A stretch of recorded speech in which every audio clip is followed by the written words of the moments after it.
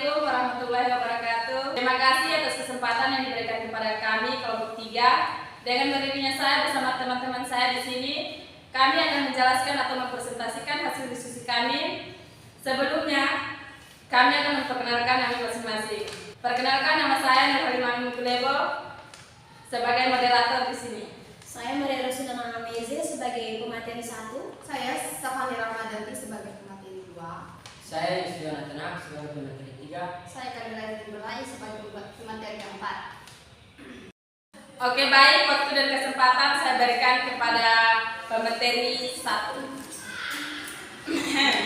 Saya sebagai pemateri 1 akan mempresentasikan pada bab 1 bagian pendahuluan. 1.1 latar belakang. Plagiarisme menjadi isu serius di era sekarang karena kemudahan mengakses dan menyalin karya dari internet maupun media cetak, dan fenomena ini meluas ke berbagai bidang seperti akademis, jurnalisme, seni, dan dunia profesional.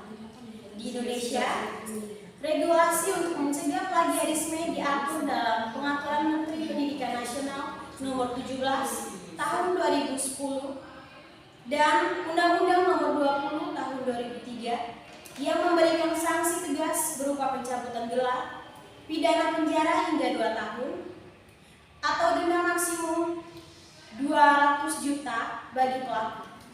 Meskipun sudah ada regulasi, praktik plagiarisme masih marak terjadi karena berbagai faktor seperti kurangnya pemahaman etika penulisan dan tekanan akademis.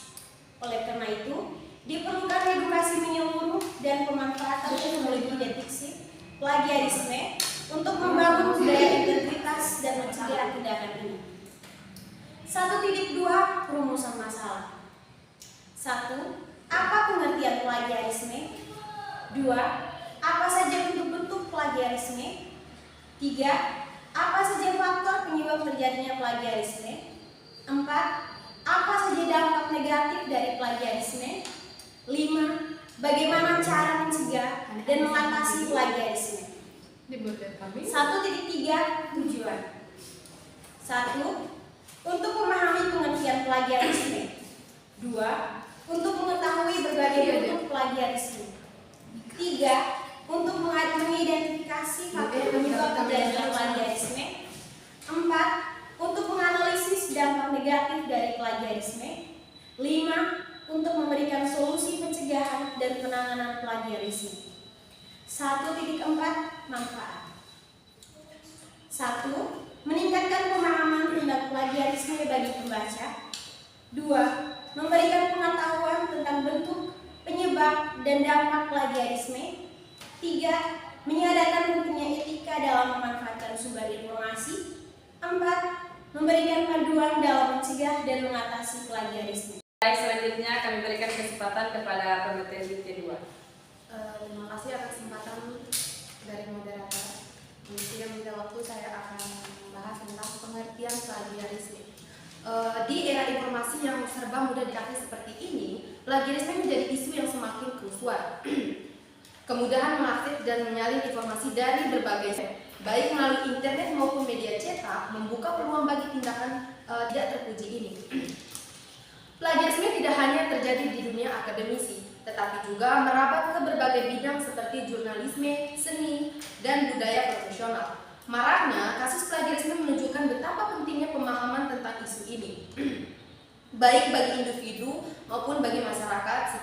Secara plagiarisme adalah tindakan mengambil dan menggunakan karya orang lain tanpa izin dan mengakuinya sebagai karya sendiri.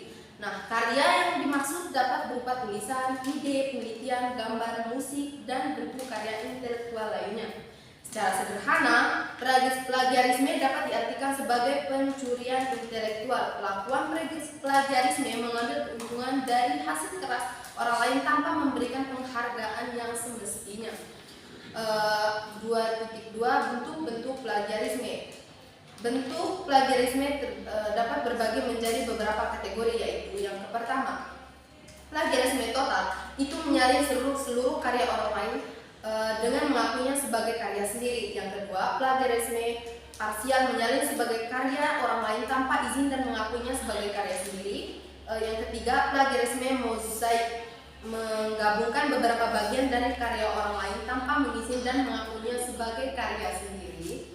Yang keempat, plagiarisme parsexing, mengubah kata-kata dalam karya orang lain tanpa mengubah makna dan mengakuinya sebagai karya sendiri. Yang kelima, plagiarisme self-plagiarism, menggunakan karya sendiri telah dipublikasikan sebelumnya tanpa menyebutkan sumbernya.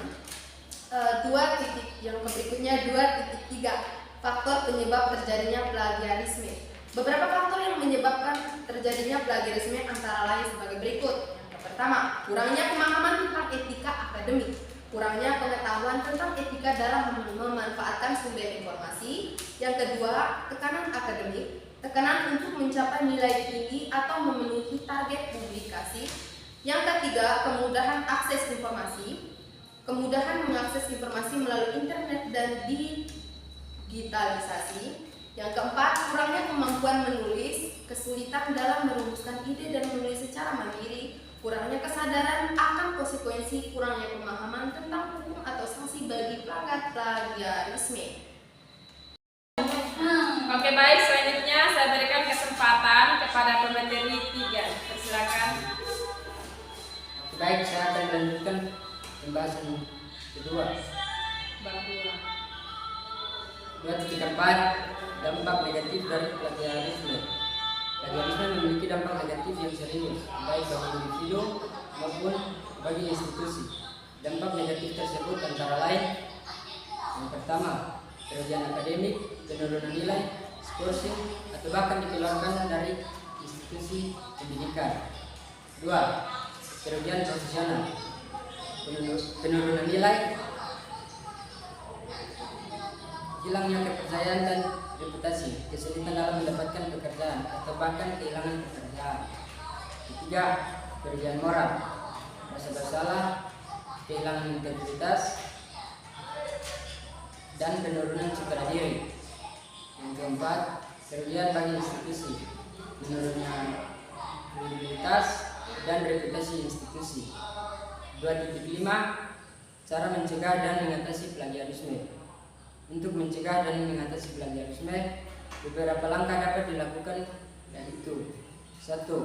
Meningkatkan pemahaman tentang etika akademik, memberikan edukasi tentang etika dalam memanfaatkan informasi. Yang kedua, meningkatkan kemampuan menulis, melatih kemampuan menulis secara mandiri dan mengembangkan ide-ide original. Yang ketiga, menerapkan sistem deteksi plagiarisme menggunakan software atau alat untuk membantu mendeteksi plagiarisme. Yang keempat, memberikan sanksi yang efektif, memberikan hukuman yang tegas bagi pelanggaran plagiarisme. Yang kelima, membangun budaya integritas, menciptakan budaya akademik yang menjunjung tinggi.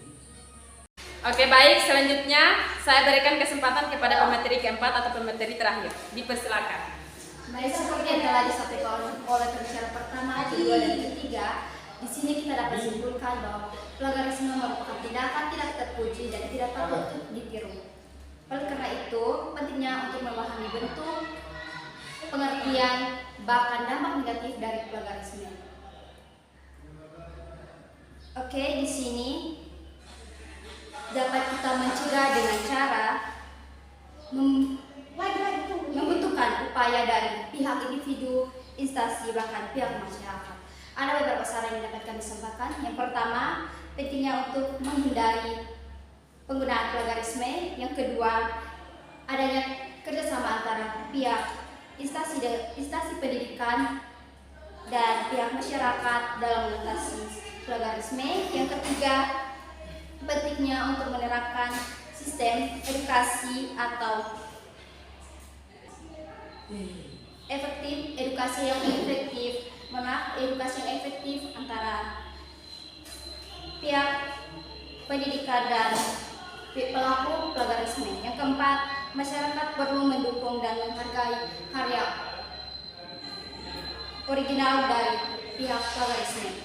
Yang kelima, pentingnya untuk membangun budaya integritas dan kejujuran dalam memanfaatkan sumber informasi. Baik, terima kasih.